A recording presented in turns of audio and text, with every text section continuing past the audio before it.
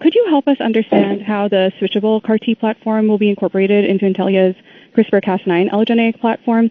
And also, could you help us understand how the CRISPR-Cas9 platform is differentiated versus the CAR-T landscape? Thank you. So, Sonia, thanks for the question. Most of the work on the switchable pieces will be done in the new company. So, as we tried to stress on the call, products that result from the new company's work or our collaboration with them will be advanced and developed by the new company. We have a co option on 2 of those products, and depending on the particulars of the individual products, we would exercise that at the appropriate time. So they'll be doing the development work, and we'll be in a position to lead the commercialization of that in the United States. Could you ask me your second question again? I just want to make sure so uniCAR, RevCAR differentiate in the CAR-T landscape. Yeah, so I think the helpful way to think about this is many of the CAR platforms that currently exist apply a binding moiety or a targeting moiety on a cell, and those cells are provided made one by one. One of the, I think, very exciting things about the GMOAB technology is that a cell can be pre-made, have a binder or stalk, if you will, present on that cell that will be coupled with a protein infused simultaneously with the patient, and those 2 pieces will come together in the patient, a targeting module interacting with that so-called universal cell. It's that universality where that pre-made cell can be directed any which way by the particular binder that's infused that gives it, I think, great utility, not only to start a reaction with a patient or treatment with a patient, but because these proteins are provided while the cells are circulating, you can actually withdraw the protein as well, and that is a very powerful way to control potential toxicity. So we think this has utility in manufacturing. We think it has great utility in efficacy, and importantly, we think it's a modality that will take CAR-Ts to tissues that have been very, very difficult to address up until now. And the additional point I would make is that when you bring the allogeneic platform to it, you should have the added ability to not only take these cells off the shelf and treat patients immediately on diagnosis, but we would expect these cells to persist essentially indefinitely in patients once they've been treated. Thank you. And actually, just another question: which cancers would you target first, or do you have a sense for, I guess, which broad cancers you would target with this? We're going to leave that to the new company as it moves forward. GMOAB, joining into the new co, has presented some data in leukemia, but as things go forward, the new company will be best able to give you the details you're looking for. Thank you so much. The next question comes from Lisa Bako from Evercore ISI. Please go ahead. Hi, thank you so much for taking the question. I hopped in a couple minutes late, and I'm hoping you can just maybe review sort of the strategic advantages of having NewCo versus kind of one more diversified company, and why you kind of chose to split off. Thanks. Thanks for the question, Lisa. It really comes down to the fact that as we look at the technology that's flowing out of our research group and look at the multiple things that we could pursue, the range of opportunities exceeds our ability to execute solely within the company. We're very excited about our full spectrum genome editing approach, and as you know, we're going to be in a position to share information on the first clinical data here soon.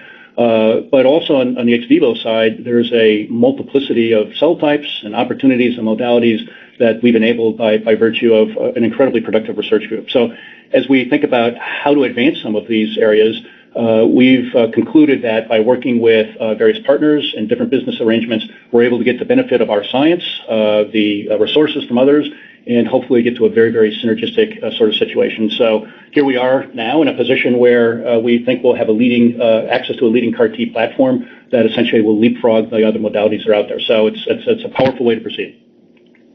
Okay, thanks. The next question comes from Maury Raycroft from Jefferies. Please go ahead.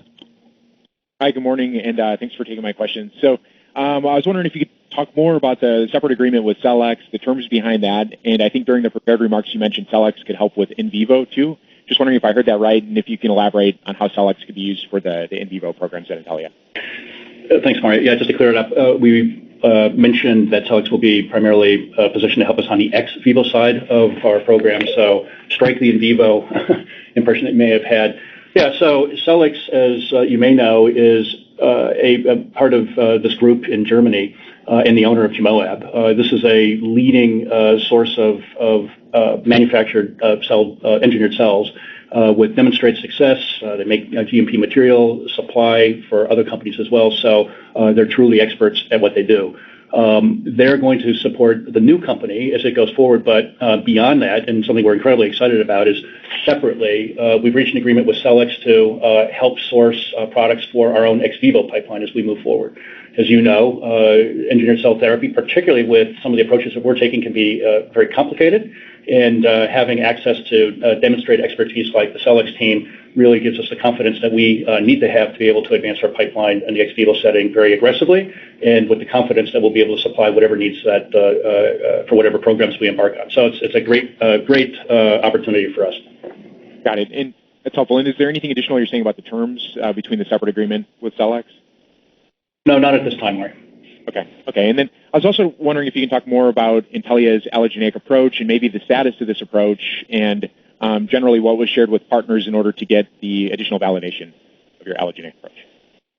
Well, we've worked closely with the partners, as you might imagine, and they've been able to see in some substantial detail what we're going to present at a subsequent date. Today's not that day. And I think the nature of the investment that Blackstone is making speaks to their enthusiasm for what we're bringing forward, along with Cellex, who interacts with multiple different companies in this space. So without going into details, we think that we've got something that really leapfrogs where the state of the art is. And for those people who dug deeply into it, they're very, very excited about what they've seen. So we'll be in a position here to talk more about it as the year goes on, and I'm sure you may have noticed that we've said that we'll have our own allo development candidate in the first half of next year as well. So things are moving forward very, very aggressively on that front because we think it's a major advantage for the company. Got it. Thank you for taking my questions. Sure. The next question comes from Gina Wong from Barclays. Please go ahead. Thank you for taking my questions. John, I have a few questions regarding the GEMOMAB, switchable on and off CAR T. You mentioned a little bit about half-life and the internalization of soluble adapters. Can you give any more color on specific molecules or modules you can give example? I think we'll leave the details of that to the new company as they go forward and talk about the technology and the targets that they want to pursue. You may recall, Gina, that I mentioned that there is some information publicly available. We can get that to you after the call here today. But what's exciting is the RevCAR Unicar technology is in the clinic. We've seen clinical data. GEMOAB has demonstrated that not only is there activity, but there's reversibility when the protein is withdrawn. So the basic notion of what it's designed to do, I think, has been amply proven in the clinic.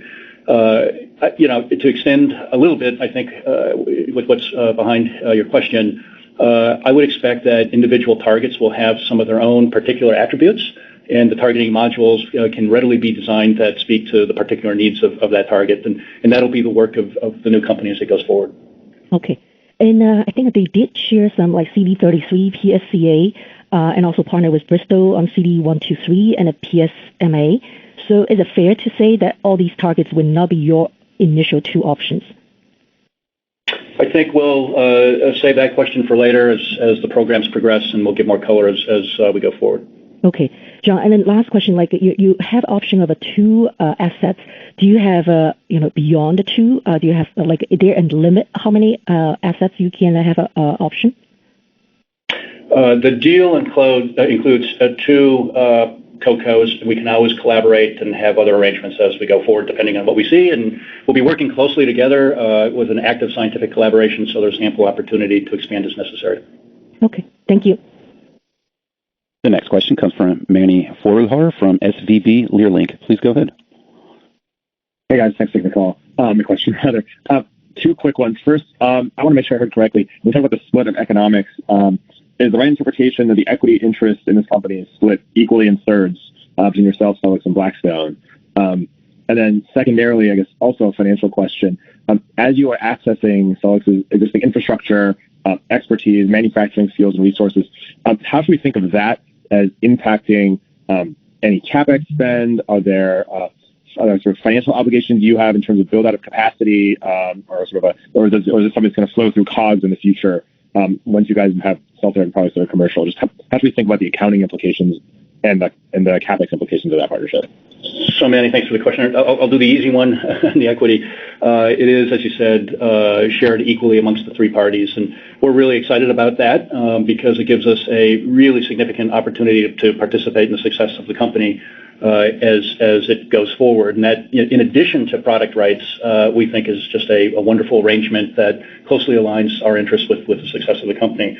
With respect to the Cellex manufacturing and infrastructure, et cetera, Glenn, maybe you can add a little color to. Sure, yeah. I mean, good to hear from you this morning. So there will be no kind of significant CapEx investments required by Intellia. It's one of the nice parts of getting this preferred manufacturing relationship with Cellex. The infrastructure is already in place. And then I think the other thing to note is just when we think about our runway and guidance, this deal is not changing that in any way. And then in terms of accounting implications, we'll come back in our next quarterly filing and give more detail on that. Obviously, once the deal closes officially, we'll work that through with our auditors and get that properly disclosed. Great. Thanks. That's really helpful. Congrats on the deal, guys. Thank you. The next question comes from Jack Allen from Baird. Please go ahead. Hi. Thank you so much for taking our questions. I was hoping you could speak a little bit to the timing of this transaction. When did the initial idea for the formation of this new company occur, and how quickly did we proceed from the ideation to this announcement this morning? Thank you so much for taking the question. It's an interesting question. What is the gestation of this whole exercise? I think there's different aspects to it.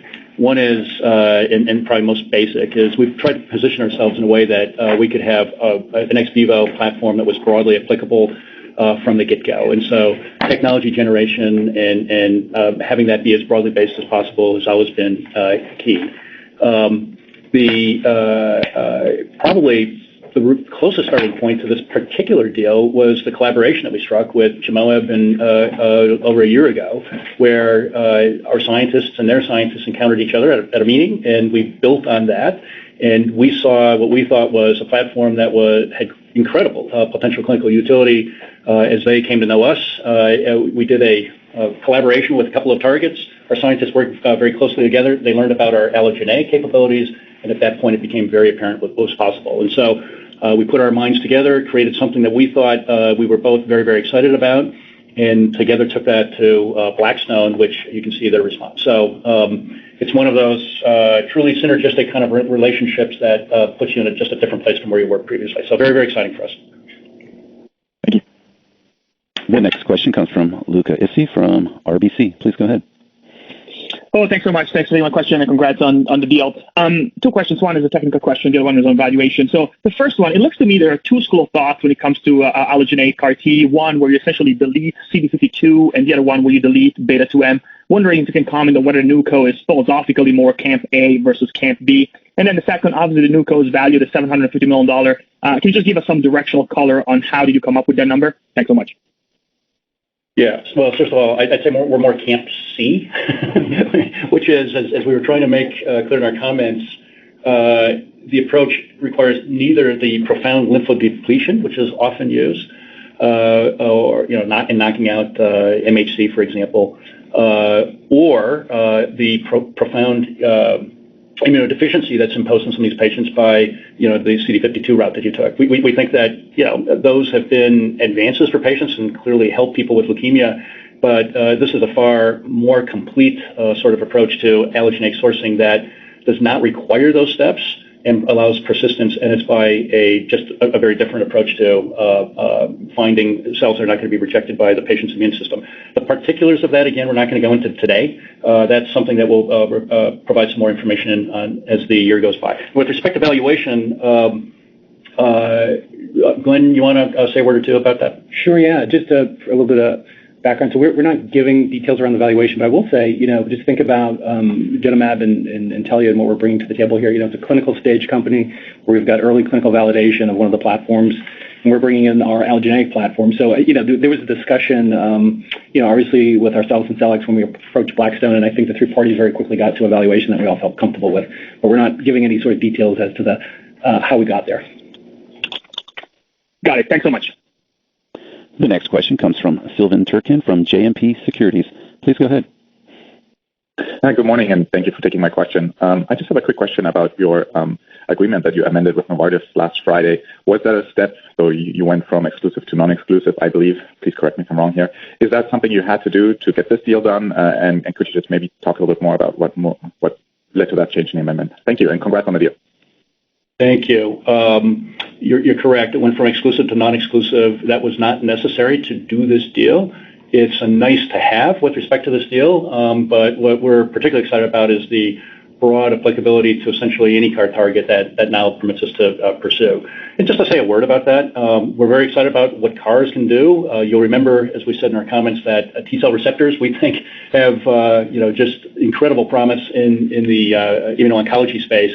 And so as we go forward, we think we're in a great position to have the broadest access to the broadest range of modalities, targets, and ways to go after cancer writ large. So it's a very, very exciting week for the company. Great. Thank you very much.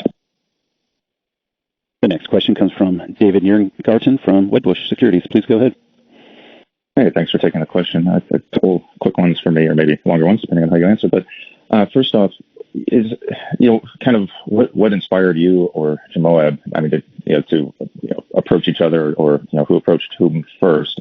Yeah, and I guess I'm curious what if there's any additional IP the joint company might require, if it wasn't manufacturing that really attracted you, or the manufacturing capabilities of Jamoab that attracted you to them first, or if they approached you on developing an allo approach with your CRISPR technology. I'm just kind of curious, how that evolved, and then the second part of that, if you feel that this is a completed joint venture here, or if it would require additional IP or other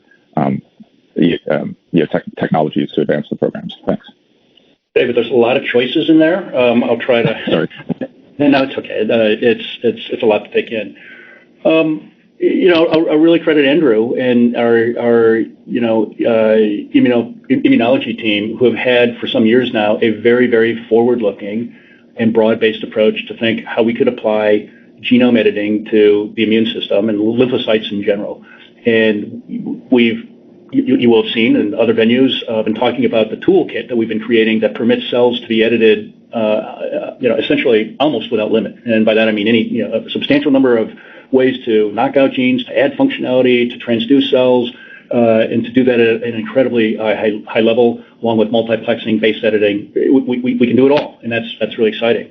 And so we've positioned ourselves as we go forward in a way that's meant to be very, very broad-minded as we look for opportunities to apply those technologies to biological approaches that we can enable by our work. And in encountering the Jamoab team, this is scientists coming together as they share the work that they do, we were very impressed with the logic of the system that they had built, the functionality that they had created, and struck up a relationship where we're going to help each other fulfill that. Again, during the course of that work, as they learn more about us and what we could do, this notion of bringing the two companies closer together and applying the allo approach emerged from that. And so, again, it's one of these examples where there's true synergy, where allo was missing for them, and this kind of universal approach was something that we didn't have access. So it was just a wonderful way to move forward. With respect to intellectual property, the two companies together are in a very, very strong position to do what they need to do. The new co will have its own identity and will grow and mature and expand its IP base, and we look forward to that. But in terms of the core mission and what we set it up to do, it's ready to go. And we expect they'll build on the clinical activity that's already underway here very, very aggressively. So watch for updates as they proceed. And just to make sure that, there's no additional, like rights to first refusal on a third program or anything like that. No, the core deal is we have rights for two co-cos, which we're quite specific about. There was an earlier question. We can always do additional deals. There's nothing that precludes that. But with the way this is currently set up, there's two products that we would have access to. Got it. Thank you. Sure. The next question comes from Tony Butler from Roth Capital. Please go ahead.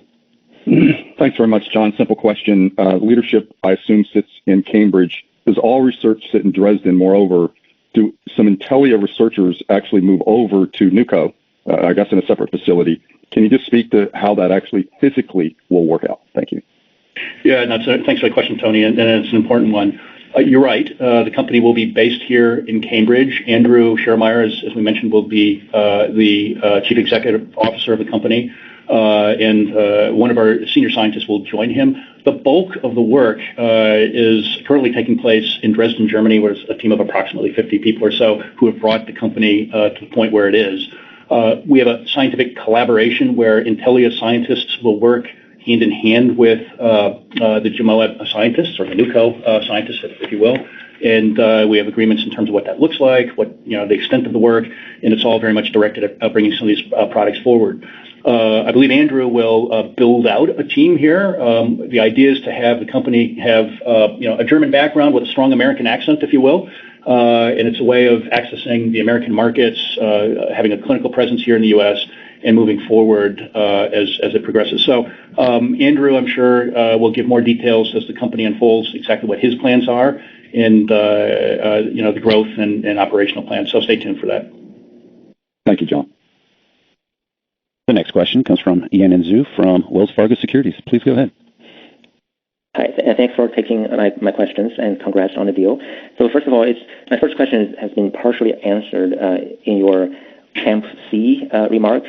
I was just also going to ask, because there are technologies out there that uses expression of HLA-E to achieve persistence, and also others are using beta-2M knockdown as opposed to a knockout. Is the QnC, again, totally free of those elements and totally novel? Could you comment on that? Yeah, and thanks for the question. And I understand you're following my logic. Well, it's not A and it's not B, and other people are doing this. Maybe it's that. You know what? I think it's best just to wait for a more complete disclosure. And when you see what we're doing, I think it'll make complete sense to you, and you'll see why we're so enthusiastic about it. The bottom line is that you don't need to contrive systems to get to a good system that matches and allows cells to be taken off the shelf and persist, which we think is critically important for function. And at a later point here this year, you'll be in a position to know exactly how we do that. So thanks, and I appreciate your attention to the detail. Thanks.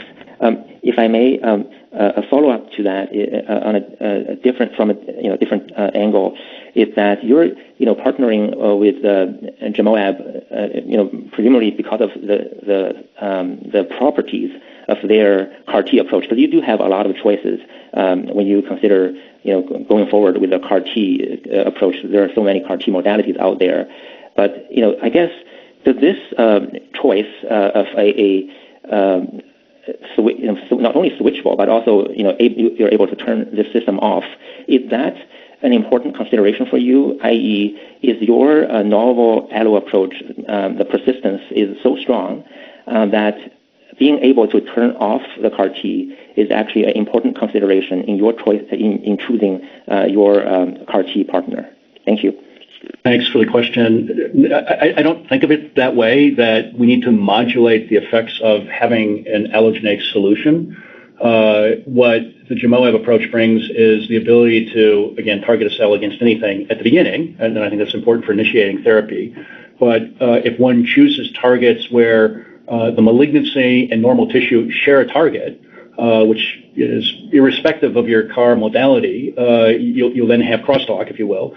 You want to be in a position to get the benefit of the activity of the CAR and then be in a position to withdraw the activity of that lymphocyte if you do have toxicity. And that has nothing to do with the allogeneic approach.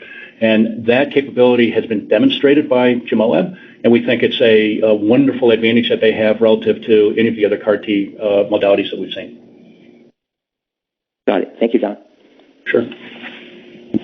This concludes our question and answer session, as well as the conference. Thank you for attending today's presentation. You may now disconnect.